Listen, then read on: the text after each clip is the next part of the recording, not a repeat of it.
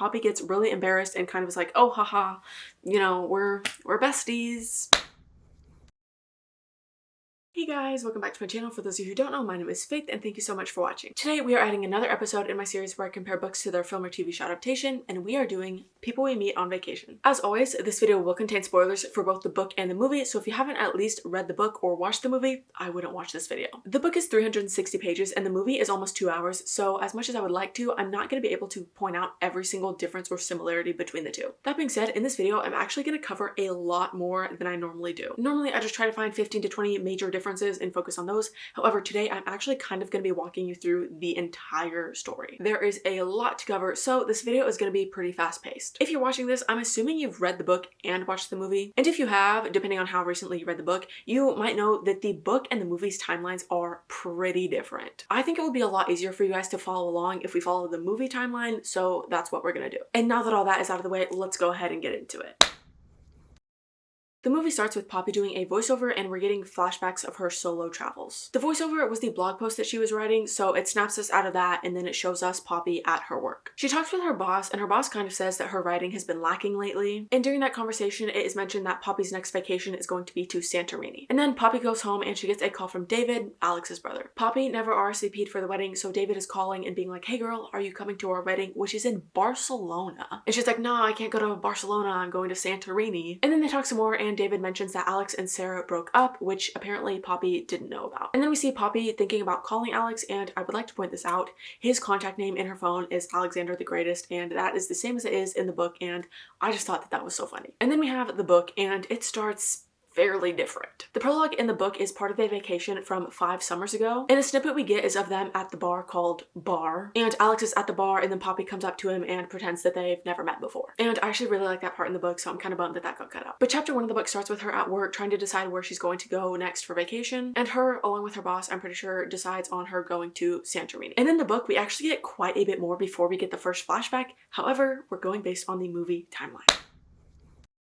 The first flashback in the movie is from 9 summers ago, and we see Alex and Poppy meeting for the first time. Poppy's roommate or friend, it's not really specified in the movie, happens to know both Alex and Poppy and that they're both going back home to Linfield, Ohio, so she kind of sets them up to do a carpool situation. Alex is very clearly annoyed with her immediately. Because she showed up an hour late, they get stuck in traffic. And while they're in traffic, she's eating a breakfast burrito, and there's a point where Alex has to slam on the brakes and the breakfast burrito goes flying and gets it everywhere. They do very minimal talking, but at this point it's still very clear that they're butting heads, and they decide to have this conversation about things that they hate and things that they love. And during that conversation we also learn that Alex is already dating Sarah. They stop for gas and Alex runs inside. Poppy sees a wishing well, decides to get out and make a wish on it, and then they end up locked out of the car, and then they have to stay at this little inn place. They finally start to bond, and Poppy reveals that she was bullied as a kid. She was bullied because some kid named Brian made up a rumor that she blew him, and then Poppy thanks Alex, and Alex is like, why? And Poppy says it's because he is the only person who didn't ask whether she did it or not. And then they go to sleep, and it cuts to them in a diner where apparently Poppy thought that Alex ditched her because he got up for an early morning run, and then they bond some more and become friends. In the book, they actually meet 12 summers ago at college orientation, and then 11 summers ago is when they drive home together. And there is no burrito part in the book, however they do have a very similar conversation, except Alex does not have a girlfriend yet in the book. We also learn that Alex is the oldest of 4 boys, and in the movie, David is the only brother that is mentioned at all. And then we learn that Poppy is the youngest of 3, and again, there's no mention of her having siblings in the movie. And then everything else that happened in the movie, the getting gas, the wishing well, getting locked out of the car, the hotel, the diner, none of that happened in the book. And now we're back to this summer in the movie because again, we're going based on the movie timeline. In the movie, Poppy and her friend are at spin class, and Poppy is kind of explaining this whole Alex situation to her friend. After spin class, Poppy decides to call him because of like post-workout energy or something like that. And she's like, no, I'm not going to the wedding because I have work. And then she's like, oh, I'm working in Barcelona, so I guess I will see you there. It's not a super long phone call, but it's funny because she keeps putting Alex on mute while she's arguing with her friend over what she's telling Alex. And then Poppy gets permission from her boss to go to Barcelona instead of Santorini, but her boss says she has to write a piece about destination weddings in Barcelona. And in the movie, while they never planned to get together or see each other really before the wedding, they do happen to meet each other at the airport. In the book, they actually started texting before we got the first flashback from 12 summers ago, and their text conversation also seemed to be a lot more friendly and civil than that crazy phone call we got in the movie. And in the movie, it seems like everything that happened before they went on their current vacation happens within like a day or two. However, in the book, it is kind of dragged out because it gets to the point where she notices that Alex has started to text Poppy first instead of her always reaching out to him. So in the book, I do think it's a couple weeks that pass. And in the book, the wedding isn't in Barcelona, it is in Palm Springs. And Poppy invites Alex to go with her, but he turns her down. However, he's eventually swayed and they agree to go together. However, instead of switching her vacation from Santorini to Palm Springs for work, she kind of just takes vacation leave from her job where she vacations to go to Palm Springs. So basically, she isn't in Palm Springs for work. However, she does let Alex believe that she is and that everything is paid for by her company. And like the movie, they do meet up at the airport. However, unlike the movie, this was intentional for them to meet up there. And then we have 8 summers ago, and in the movie, this is when Alex meets her family. Her mom bought them 500 condoms, and Poppy is like, Mom, we're not doing that. Yes, Alex and Sarah broke up, but we are not having sex. And then we get, in my opinion, and my mom's based on her laughter, the funniest scene in the entire movie. And it's Alex and her dad talking, and Alex thinks they're talking about a plane crashing, but her dad thinks they're talking about having sex, and it was just really funny. There's more funny sex jokes, and then Poppy's mom gives Alex pills to take on the plane so he like sleeps through the flight, and he does sleep through the flight. And they are now going camping in Canada. And they go to this little artist market in the forest and they find a Sasquatch statue that Poppy gets, and it looks ridiculous. They take a water taxi to the island, and the entire time the boat driver is talking to them, but they can't make out what he's saying. And the boat driver invites them to go back with all of his friends and kind of stay with them. And they get to this area and it looks very much party in the woods vibes. So they have fun there, and then Vacation Alex, as he would be called, ends up going skinny dipping, and his clothes get washed away in the ocean, and it is hilarious. Poppy and the boat driver kind of had this thing like where they both wanted each other. So Poppy is in his tent making out with him when Alex is calling for her because he is naked. So Poppy goes out and ends up giving him her romper. And then they go back to their own tent and they agree that, hey, this is fun. Let's go on vacation every summer. In the book, 10 summers ago was the plane ride in Canada, and 9 summers ago was the whole condom incident. In the book, on the plane ride, Alex does not sleep through it. He is freaking out pretty much the whole time. And then the book is pretty similar with the whole water taxi. They can't hear what the driver's saying. Her and the driver still make eyes at each other and they end up going making out, but they don't end up having sex. But there was no Sasquatch or Bigfoot statue in the book, and there also was no skinny dipping scene. And now we are back to this summer. In the movie, again, they accidentally met up at the airport. Poppy is like, hey, do you want to share a taxi? Alex is like, no, I rented a car. And she's like, oh, okay, I'll get a taxi. And then he's like, no, you can come with me. So he offers to drop her at her place. And it is a very, very nice rental place. But the AC doesn't work and the balcony is having construction on it, so they really can't get any fresh air in there. But thankfully, the rental people left a note that says, hey, the AC does work, but you have to lower it 1 degree at a time. And Alex decides to stay and help her get that temperature down. In the book, after they intentionally met up at the airport, they get a rideshare with another newlywed couple, and they themselves pretend to be newlyweds. In the movie, we've already learned at this point that Poppy was bullied as a kid. However, in the book, that is when this gets brought up, but I don't think it's a conversation with her and Alex. It is just like her reliving it in her head, kind of. And then they get to the place they're staying at, and it is pretty rundown. Just like the movie, the AC doesn't work and there is construction on the balcony, so they can't go outside for fresh air. And they also walk in to see one bed. But there wasn't actually one bed because there was a chair that pulled out to a bed, and yeah, so there was technically 2 beds. And the book also has the thing where they have to lower the temperature 1 at a time. However, they don't get that for a little while. And now we are back to 6 summers ago in New Orleans, Louisiana. In the movie, we learn that Poppy has a boyfriend named Julian, and he is a chef, and he recommended them restaurants to go to. At one of these restaurants, they overhear another couple being newlyweds and getting things for free, so Poppy decides, hey, let's pretend we're newlyweds. So that's exactly what they do, and they go to a ton of places getting free stuff because they're newlyweds. Later that night at a bar, the original newlywed couple happens to stumble upon them, and they make up this whole backstory of their relationship. Like Alex, aka Keith, works in the CIA, and Poppy, aka Gladys, works on an oil rig. And then they have this really, really, really cute dancing scene, and I gotta be honest, I did think that they were gonna kiss at the end of the dance. They did not. And then they leave the bar, and they're kind of talking about Julian, and it seemed to me they were on mutual, hey, Julian sucks, Poppy, you're gonna dump him. And then Poppy rolls her ankle and Alex carries her back to their place. But then they get to their place and Julian was outside waiting for them. Julian, I didn't like you in the movie, didn't like you in the book, but I have to say, the actor who played Julian, was very attractive. Now, that summer was a combination of like 3 different summers from the book. Poppy is only with Julian during summer 9, and Julian was not a chef. During their summer in New Orleans, she was dating a different guy named Guillermo, and Guillermo was a chef. And just like in the movie and the book, Julian and Alex never got along. In the book, 7 summers ago was their trip to New Orleans, and at the time she was dating Guillermo. However, she was kind of like, Guillermo says mean things to me sometimes, but I don't want to tell Alex because then Alex will kind of point out that he says mean things. And I will say, as he should, if you see a friend in a bad relationship, I think you should try and get them out of it. There's still a dancing scene in the book. They get drunk and dance in the street rather than in the bar pretending to be newlyweds dancing to their wedding dance. But then back at their place in New Orleans, Alex shares a short story that he wrote with Poppy, and apparently it's really moving to Poppy and she ends up crying, and that is just completely cut out of the movie.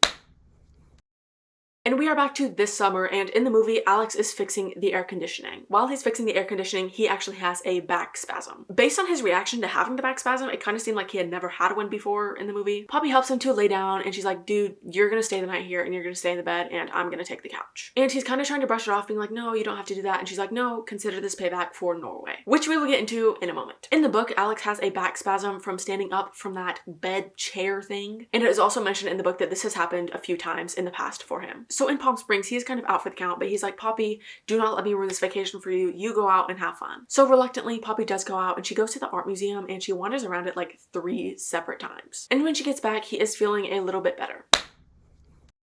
Cut to 4 summers ago, and this was my favorite part of the book. I am so happy that they kept it in. In the movie, Alex is at the airport and he calls Poppy and is kind of giving her an update about his flight. Poppy is like, I am so sorry, I'm so sick, I'm not gonna make it, but you get on that flight and you go have fun. So obviously, Alex gets on the plane, but not the plane that was going to Norway. He gets on one to New York and meets her at her apartment to take care of her while she is sick. While he's there taking care of her, it gets brought up once again that him and Sarah have broken up. And he lets Poppy rest and he makes her chicken noodle soup.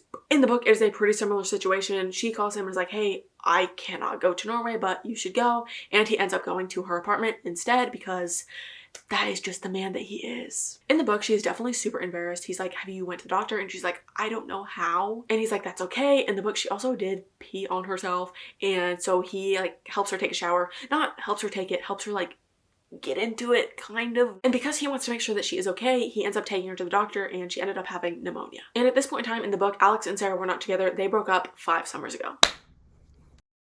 And we are back to this summer again. In the movie, Alex's back is feeling much better and he invites Poppy to David's bachelor party. At the bachelor party, David actually outs her being like, oh, hey, so glad your work thing got canceled and you were actually able to make it. Because if you remember, I'm pretty sure I said this earlier, she told Alex that her work thing was actually in Barcelona, so that is why Alex thought she was there. They leave the bachelor party and they kind of talk about it, and Poppy's like, I just want things to go back to the way they were before 2 summers ago.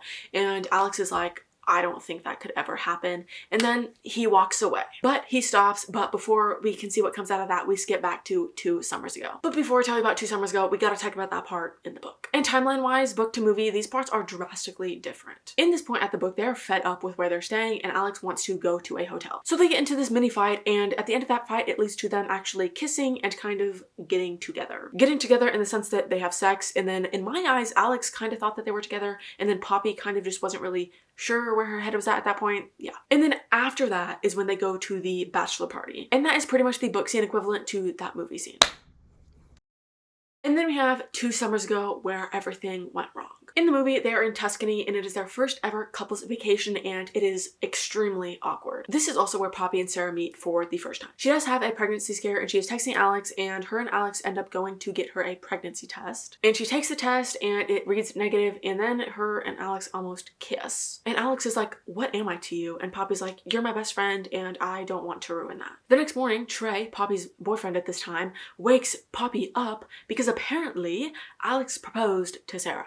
And she said yes. So Alex is now engaged, and Poppy and Alex kind of fight about that, and they decide, hey, this is gonna be our last trip together ever. In the book, that was a combination of 3 summers ago and 2 summers ago. In the book, 3 summers ago was their very awkward couples trip, and she does have a pregnancy scare, except she goes by herself to get the pregnancy test, and when she comes back, Alex is already up for his morning run, and he sees the pregnancy test in her hand, and he stays with her to help her through that. And when it turns out to be negative, both Poppy and Alex cry.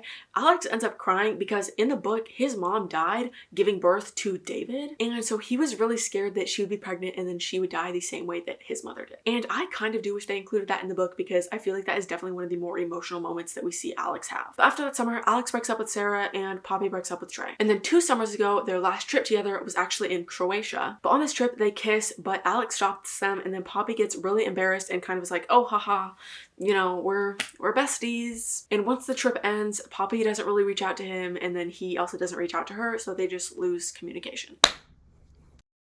And we are back to this summer, and please bear with me because from this point on, it is pretty different. So we stopped this summer with Alex stopping in the street after their little mini fight of, I don't think we can go back to where we were before 2 summers ago. He ends up turning around and chasing Poppy into her apartment. Poppy is like, tell me you didn't dump Sarah because of me. And he's like, Poppy, obviously I dumped her because of you. She gets too hot inside, she needs fresh air, so she ends up cutting the construction paper thing and then going outside, and he follows her out there. And out there we get a love confession, and then they come inside and they have sex. And they wake up in bed together, and then they're getting ready for the wedding and they have sex again. And in case you didn't notice, Emily Henry was at the wedding as a guest. Alex and Poppy dance together, and during a slow dance, Alex wants to talk about their future, but Poppy is like, no, let's live in this moment. We can talk about that once I get back to New York and you get back to Ohio, which, girl, let's be real, that kind of doesn't really make sense. So they get into this kind of fight where Alex is like, you still don't know what you want. And so he leaves Poppy at the wedding. And then Poppy is going home, and at the airport she runs into Sarah, aka Alex's ex. Sarah is there because she is a flight attendant, and Poppy actually ends up apologizing to her, being like, hey,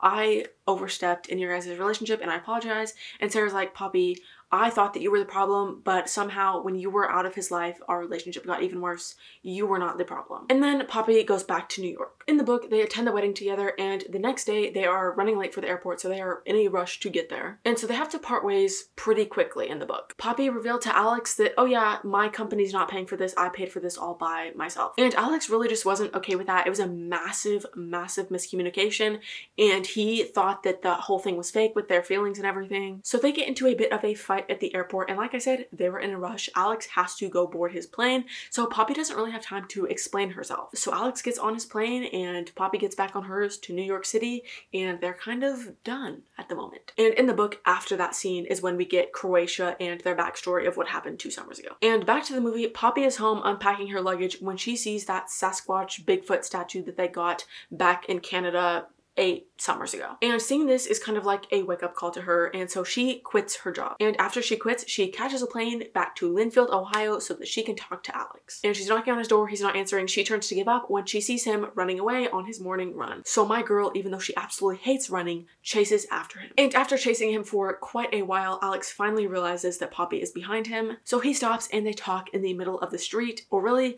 Poppy talks to him, basically confessing everything that she's felt about him and about her life. And then of course, because it is a rom-com, they kiss. But back to the book, after Poppy catches that plane back to New York, she realized that she is feeling super burnt out at her job, and she ends up starting therapy. And one day she's at the subway when she sees Jason, and Jason in the book is Brian in the movie. And if you don't remember me mentioning Brian earlier, he is the one who started the rumor about her in high school and is the reason she got bullied for a long time. Jason apologizes and is kind of like, hey, just so you know, it had nothing to do with you. It was all my own insecurities for the reason I treated you like that. And that conversation was kind of a wake-up call to her, and she ended up going back to her job and quitting. And just like the movie, she goes back to Ohio to try and find Alex, and she ends up going to the high school that he teaches at to try and find him. And at the school is where she sees Sarah, because in the book, Sarah taught high school. And that is where her and Sarah have that final little conversation, and Sarah is like, hey, Alex usually hangs out at this place after school with other teachers, so Poppy goes there to find Alex. And so she goes there, and that is when she gives Alex that whole big spiel about all of her feelings